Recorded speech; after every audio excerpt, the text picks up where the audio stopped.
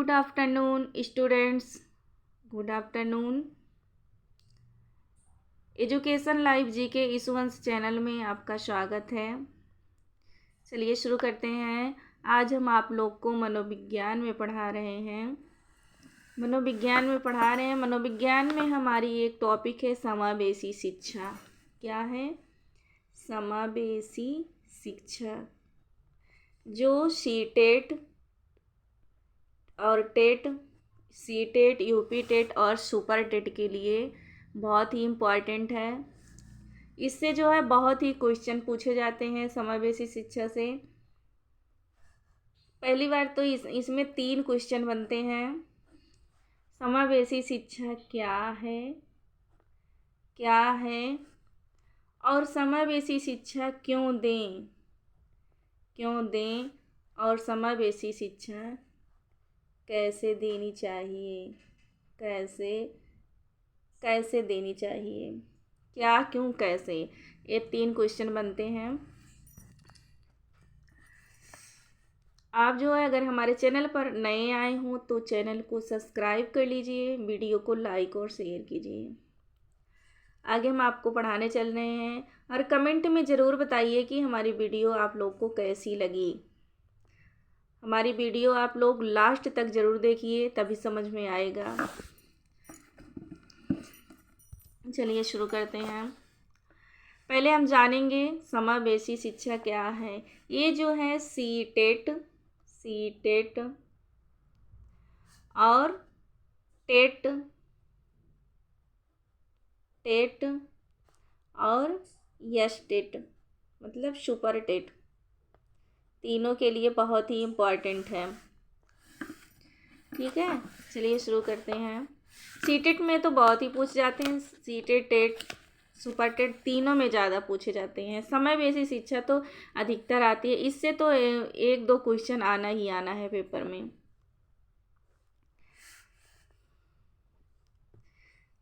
चलिए स्टार्ट करते हैं। पहले हम जानेंगे समावेशी शिक्षा क्या है। हमारा क्वेश्चन है समावेशी शिक्षा क्या है। समावेशी शिक्षा क्या है, अब इसको हम बताएंगे। समावेशी शिक्षा क्या है? वह शिक्षा जिसमें विशिष्ट आवश्यकता वाले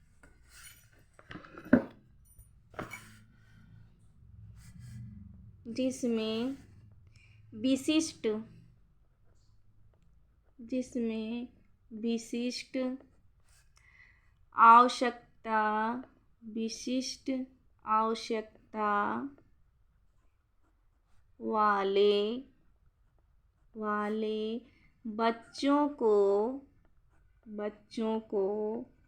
सामान्य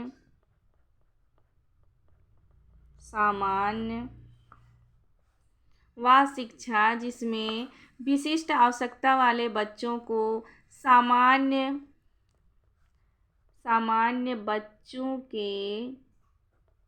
बच्चों के साथ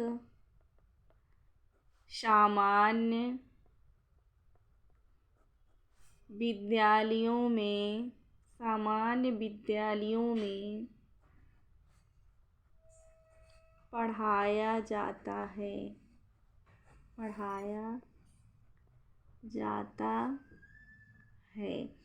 क्या है समावेशी शिक्षा? वह शिक्षा जिसमें विशिष्ट आवश्यकता वाले बच्चों को सामान्य बच्चों के साथ सामान्य विद्यालयों में पढ़ाया जाता है। विशिष्ट आवश्यकता वाले बच्चे मतलब जैसे जिनको विशिष्ट आवश्यकता, जैसे मूक बधिर बच्चे हैं, दृष्टिबाधित बच्चे हैं, प्रतिभाशाली बच्चे हैं। प्रतिभाशाली भी जो है विशिष्ट आवश्यकता वाले में आते हैं। अधिगम अक्षम बच्चे हैं। ये सब क्या है? ये जो है विशिष्ट आवश्यकता वाले बच्चे हैं। अब हम जानेंगे, बता दे रहे हैं आपको, विशिष्ट आवश्यकता वाले बच्चे क्या हैं। विशिष्ट आवश्यकता वाले बच्चे विशिष्ट आवश्यकता वाले बच्चे क्या हैं? वह बच्चे जिनकी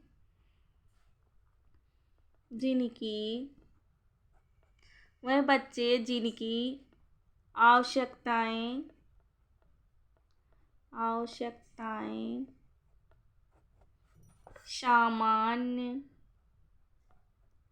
सामान्य बच्चों से अलग अर्थात विशेष होती है। कौन? वह बच्चे जिनकी आवश्यकता सामान्य बच्चों से अलग अर्थात विशेष होती है, सामान्य बच्चों से अलग होती है जिनकी आवश्यकता, वह क्या कहलाते हैं? विशिष्ट आवश्यकता वाले बच्चे। जैसे देखिए,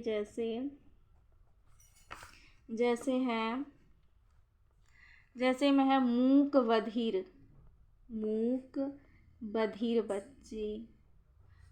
बधिर बच्चे। देखिए दूसरा है दृष्टिबाधित बच्चे।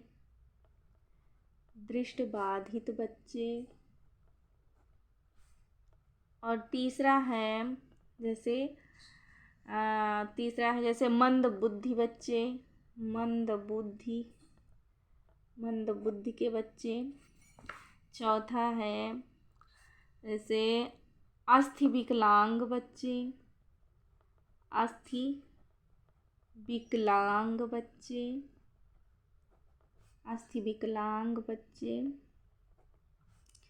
पाँचवें नंबर पे ऐसे अधिगम अक्षम बच्चे।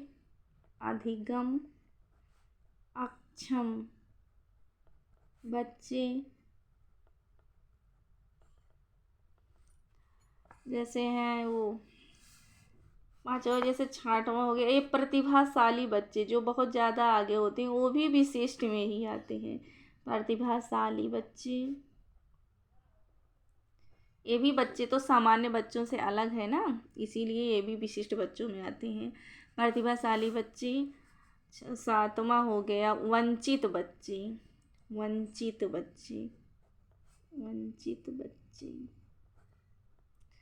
ये क्या कहलाते हैं? सातों। देखिए आठवां हो गया वो सृजनशील बच्चे।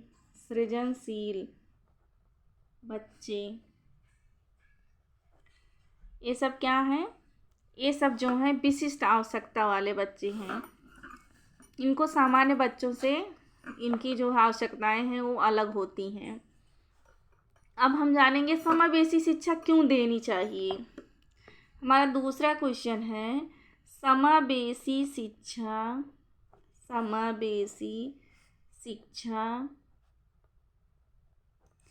क्यों देनी चाहिए?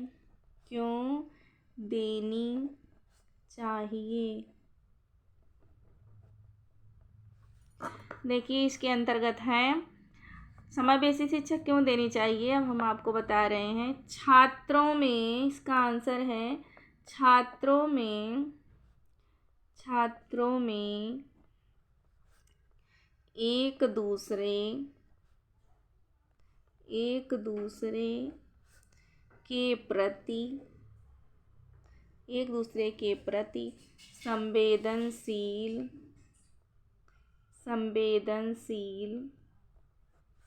संवेदनशीलता का विकास करने के लिए क्यों देनी चाहिए? छात्रों में एक दूसरे के प्रति संवेदनशीलता का विकास करने के लिए। संवेदनशीलता मीन्स जैसे अगर सब बच्चे साथ में पढ़ेंगे, विशिष्ट आवश्यकता वाले और सामान्य बच्चे दोनों पढ़ें, जैसे किसी का दोस्त अभी किसी का दोस्त है विकलांग है, तो वो क्या करेंगे, उसके प्रति संवेदनशील होंगे। अगर उनका दोस्त रहेगा तो उसी से सीखेंगे कि हम एक दूसरे के प्रति संवेदनशीलता इसी से सीखते हैं। जब उनका दोस्त जो है विकलांग रहे तो उसके प्रति दया दिखाएंगे। अगर उनको बच्चों से मतलब सामान्य बच्चों से जो विशिष्ट आवश्यकता वाले बच्चे हैं उनको अलग कर दिया जाए तो सामान्य बच्चों के प्रति जो क्या कहते हैं विशिष्ट आवश्यकता वाले बच्चे उनके प्रति सामान्य बच्चों से के मतलब कोई संवेदनशीलता नहीं आएगी। इसीलिए बताया गया है कि समावेशी शिक्षा इसीलिए देनी चाहिए कि छात्रों में एक दूसरे के प्रति संवेदनशीलता का विकास हो, दया का विकास हो, एक दूसरे की बात मतलब समझ सकें, इसीलिए समावेशी शिक्षा देनी चाहिए। और तीसरा क्वेश्चन है हमारा समावेशी शिक्षा कैसे देनी चाहिए, कैसे देनी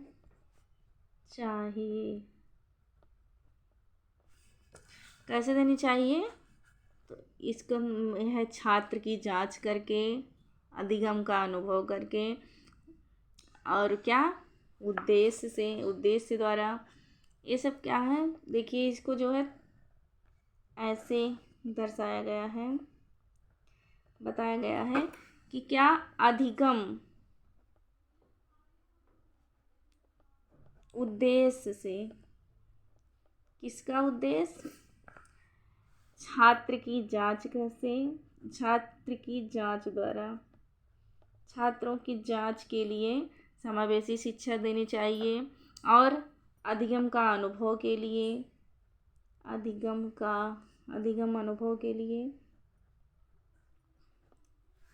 और ये सब क्या होता है, शिक्षण अधिगम प्रक्रिया यही है, शिक्षण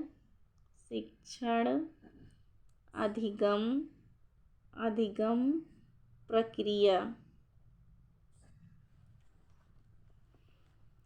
देखिए इसमें बता रहे हैं आपको, ये तो समझाने के लिए ऐसे हैं। इसके अंतर्गत देखिए लिखिए शिक्षण अधिगम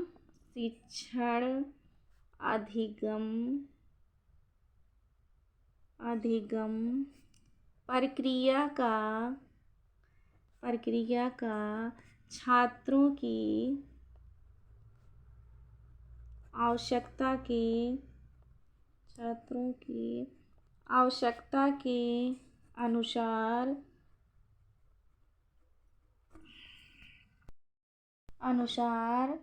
अनुकूलन करें।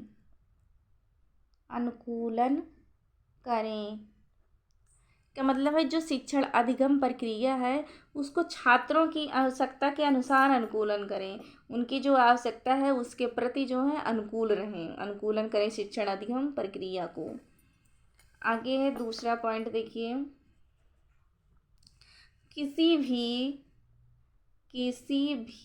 परिस्थिति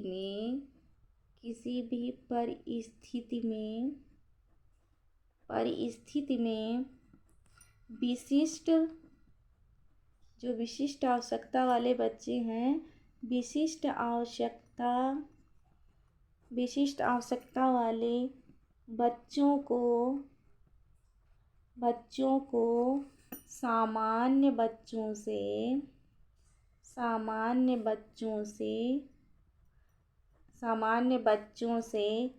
अलग ना करें। किसी भी परिस्थिति में क्या करें, जो विशिष्ट आवश्यकता वाले बच्चे हैं उनको सामान्य बच्चों से अलग ना करें।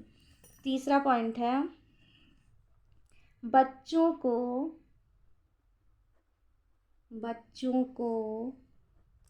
व्यवस्था के अनुसार नहीं, क्या इसको हम लोग बहुत पढ़े हैं, बच्चों को व्यवस्था के अनुसार नहीं बल्कि व्यवस्था को बच्चों के अनुसार बनाना चाहिए। बच्चों को व्यवस्था के अनुसार नहीं बल्कि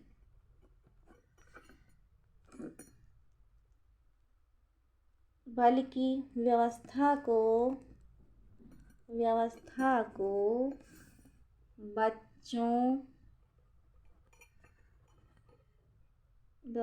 बच्चों के अनुसार बदलें। समझ में आया? ये शिक्षण प्रक्रिया जो है वो छात्रों की आवश्यकता के अनुसार अनुकूलन करें, मतलब छात्रों के अनुसार करें। और किसी भी परिस्थिति में जो जो विशिष्ट आवश्यकता वाले बच्चे हैं उनको कभी भी सामान्य बच्चों से अलग न करें। और जो है बच्चों को व्यवस्था के अनुसार नहीं बल्कि व्यवस्था ही बच्चों के अनुसार बदलें। देखिए हमारी पहली टॉपिक है समावेशी शिक्षा के अंदर जो है हमारी पहली टॉपिक है टॉपिक 1। टॉपिक 1 क्या है? भिन्न भिन्न भिन्न भिन्न भिन्न भिन्न पृष्ठभूमि वाले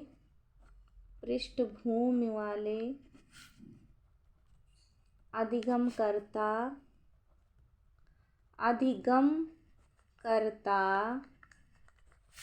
को पहचानना।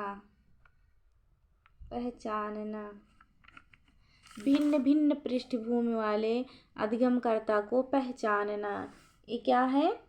ये हमारी पहली टॉपिक है समावेशी शिक्षा के अंदर। भिन्न भिन्न पृष्ठभूमि वाले मतलब भिन्न भिन्न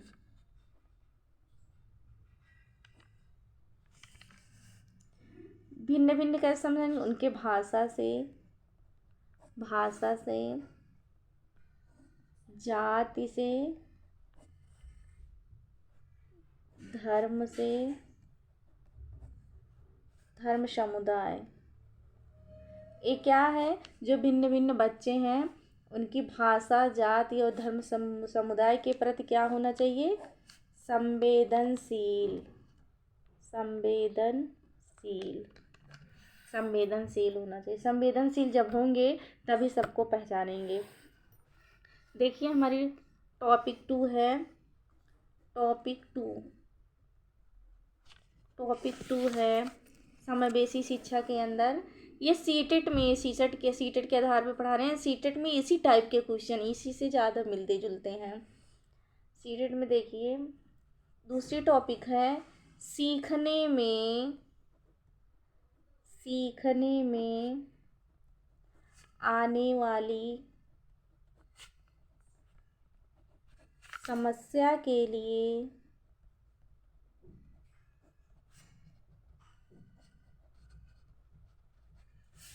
बच्चों की आवश्यकताओं को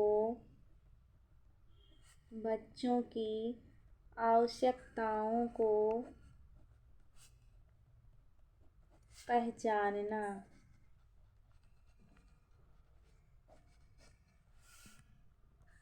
सीखने में आने वाली समस्या के लिए बच्चों की आवश्यकताओं को पहचानना। सबसे पहले हम जानेंगे अधिगम अक्षमता वाले बच्चे जो सीखने में मतलब न सीखने में उनको समस्या आती है अधिगम करने में, तो वो क्या कहलाते हैं? अधिगम अक्षमता वाले बच्चे, अधिगम अक्षम बच्चे। तो हम अधिगम अक्षमता वाले बच्चे क्या है? ये अधिगम अक्षमता वाले बच्चे कैसे होते हैं? वे बच्चे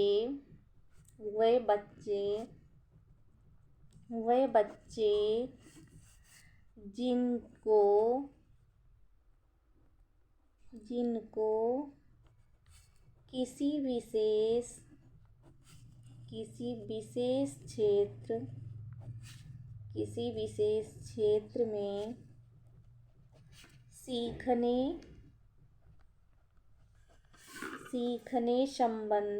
सीखने संबंधी अक्षमता होती है, वो क्या कहलाते हैं? अधिगम अक्षमता वाले बच्चे। वह बच्चे जिनको किसी विशेष क्षेत्र में सीखने संबंधी अक्षमता होती है वो क्या कहलाते हैं? अधिगम अक्षमता वाले बच्चे। अब हम जानेंगे अधिगम अक्षमता के प्रकार। अधिगम अक्षमता के प्रकार। अधिगम क्षमता के प्रकार, अधिगम क्षमता के प्रकार बताए हैं यहाँ आगे। पहला है डिसलेक्सिया। डिसलेक्सिया, डिसलेक्सिया क्या है? डिसलेक्सिया के बारे में जानेंगे। डिसलेक्सिया जो है ये पठन संबंधी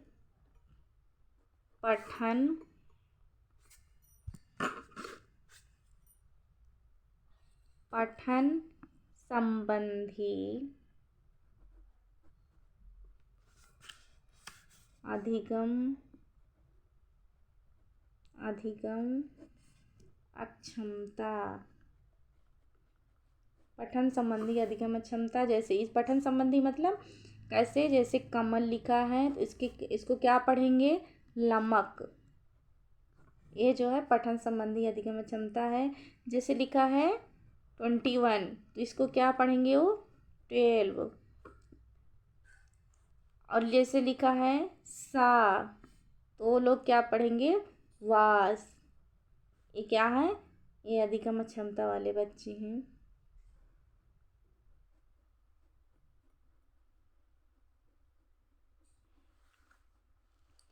जैसे दूसरा देखिए, पहला है डिसलेक्सिया, दूसरा देखिए, दूसरा है डिसग्राफिया।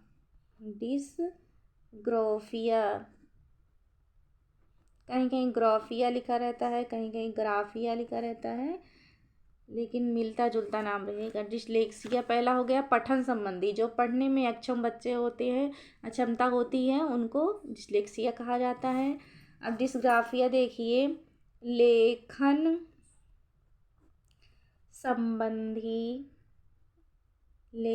संबंधी अधिगम अक्षमता। लेखन संबंधी जो अधिगम अक्षमता होती है उनको डिस्ग्राफिया कहा जाता है। जैसे देखिए लेखन संबंधी का मतलब, जैसे का लिखा है का, तो वो बच्चे कैसे लिखेंगे? का को ऐसे लिखेंगे, बहुत बच्चे ऐसे लिखते हैं। तो ये क्या है? जो है ये लेखन संबंधी अधिगम क्षमता है। जैसे लिखा है डी, इंग्लिश में लिखा है डी, इसको बच्चे ऐसे बनाते हो, तो बच्चे ऐसे, तो ये क्या है? ये है लेखन संबंधी अधिगम क्षमता। तीसरा देखिए, तीसरा क्षमता क्या है?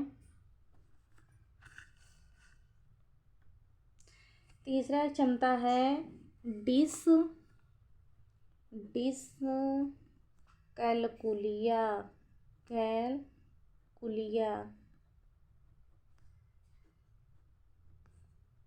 इसको तो नाम से ही आप लोग समझ गए होंगे कौन सा क्षमता है।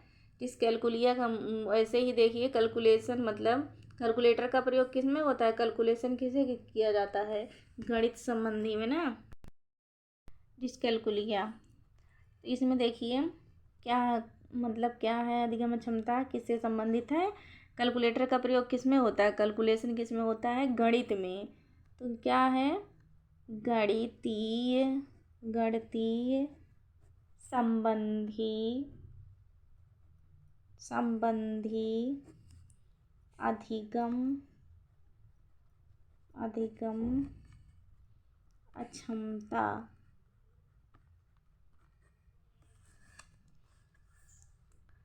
गणित संबंधी अधिगम अक्षमता। देखिए चौथा है, ये तो गणित संबंधी हो गया। अब चौथा देखिए डिस्प्रैक्सिया। चौथा है डिस्प्रैक्सिया।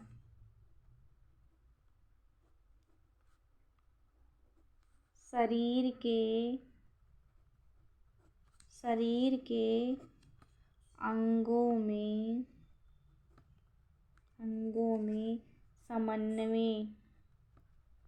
समन्वय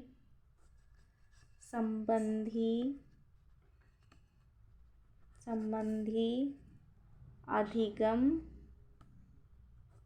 अक्षमता। हम लोग 4 जाने। अगला है 5वां, डिस्फेजिया। ये पेपर में बहुत पूछे जाते हैं, इसको पढ़ना बहुत ही इम्पोर्टेंट है, बहुत ज़रूरी है इसको पढ़ना। डिस्फेजिया, डिस्फेजिया का मतलब है पढ़कर समझने संबंधी, पढ़कर समझने संबंधी, अधिगम, अक्षमता। पढ़कर समझने संबंधी अधिगम अक्षमता। देखिए आगे 6ठा है,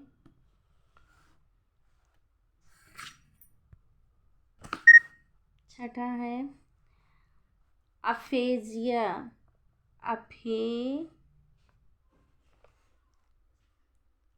अफेजिया 6ठा है अफेजिया। अफेजिया में क्या है?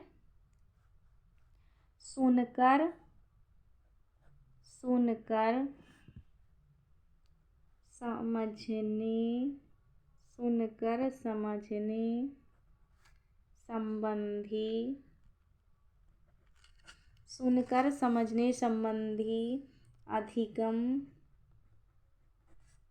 क्षमता।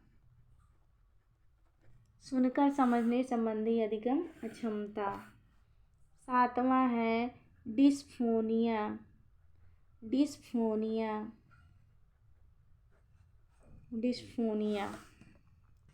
डिस्फोनिया क्या है? उच्चारण